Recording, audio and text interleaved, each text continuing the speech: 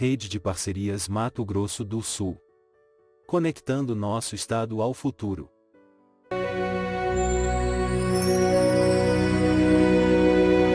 Olá, sabe aquela situação? A gente vê uma notícia sobre a aprovação de uma verba para uma ponte ou um hospital e, anos depois, a gente percebe que nada foi construído. Pois é, parece um grande mistério, né? Mas tem uma explicação bem lógica. Vamos juntos desvendar como o orçamento público brasileiro realmente funciona, do planejamento até o que acontece na prática. Essa é a grande questão que a gente vai solucionar hoje. Porque um gasto que está ali oficialmente previsto no orçamento, no papel, muitas vezes simplesmente não acontece na vida real. Para montar esse quebra-cabeça, a gente precisa seguir algumas pistas. E a primeira, a mais fundamental de todas, é, afinal, de onde vem o dinheiro do governo? Então vamos lá. A primeira peça do nosso quebra-cabeça é entender direitinho a origem do dinheiro. A arrecadação do governo é bem mais complexa do que parece. Não é só um grande cofre onde tudo se mistura. Olha só, a maioria das pessoas pensa logo em impostos, claro, mas a realidade é bem mais diversificada. O dinheiro vem também da prestação de serviços, sabe? Da venda de bens, do aluguel de imóveis públicos e até de empréstimos que o governo pega no mercado, como os títulos públicos. Mas, e aqui está o detalhe crucial, nem todo esse dinheiro pode ser gasto livremente. E com isso a gente chega à nossa segunda pista, que é fundamental.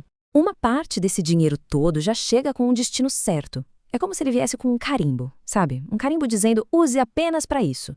O nome técnico para isso é receitas vinculadas. Esse é um conceito-chave para a gente entender o nosso mistério.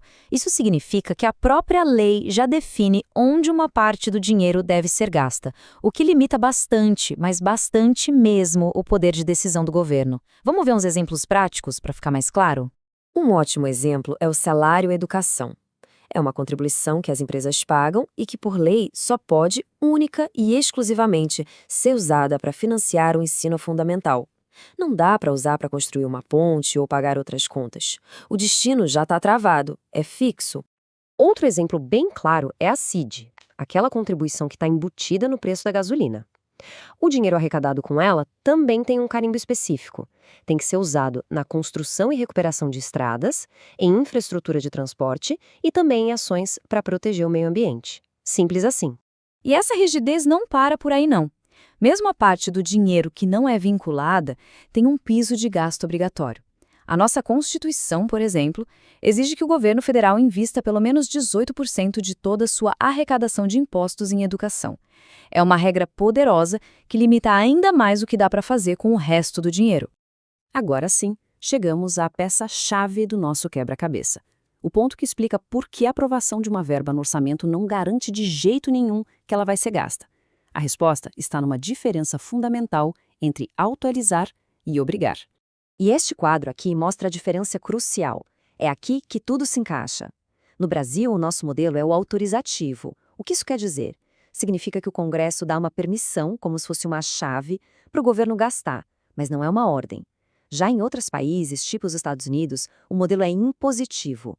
Lá, a aprovação é uma ordem de execução. O governo é obrigado a gastar o dinheiro e, se não gastar, precisa se justificar muito bem. Então, o ponto crucial é este, resumido perfeitamente aqui.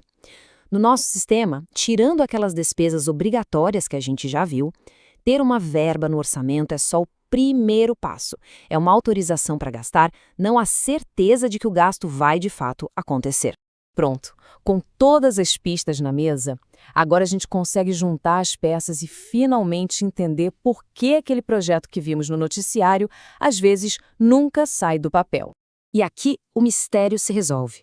O fluxo é bem claro. Primeiro, uma bela parte da receita já chega carimbada com o uso obrigatório. Ponto. Segundo, para o que sobra, o orçamento dá apenas uma permissão para gastar. E isso nos leva ao terceiro ponto, a decisão final, onde o governo escolhe se vai ou não realizar esses gastos que não são obrigatórios. É essa combinação que cria essa lacuna entre o que está planejado no papel e o que de fato acontece.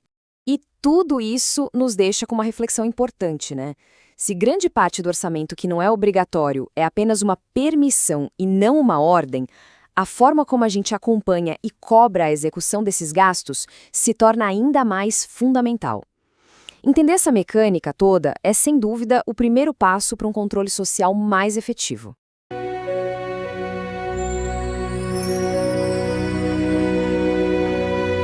Rede de Parcerias Mato Grosso do Sul. Conectando nosso estado ao futuro.